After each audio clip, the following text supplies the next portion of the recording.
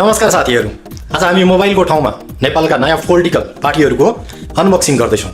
सही सुन्नुभयो, हामीले आज केही नयाँ नेपालमा उदाइरहेका केही उदाइसकेका तर अपडेटेड भर्जनहरू अनबक्सिङ गर्न भनेर रवि लामी छाने, हर्क साम्पाङ राईदेखि कुलमान घिसिङ समेतले आफ्ना पार्टीका डिभाइसका बक्सहरू पठाइदिएका छन्। हामी आज एलिजाजीको पनि अनबक्सिङ गर्न गइरहेका छौँ। सरी आज हामी एलिजाजीको पार्टीको नयाँ पार्टीको पनि अनबक्सिङ गर्न गइरहेका छौँ। सबैभन्दा पहिले हामी अनबक्स गर्दैछौँ नेपालको सबैभन्दा चर्चा र सबैभन्दा विवादित तथा राजनीतिक पार्टी नाम छ माटो र यसका अध्यक्ष हर्क साम्पाङ राई।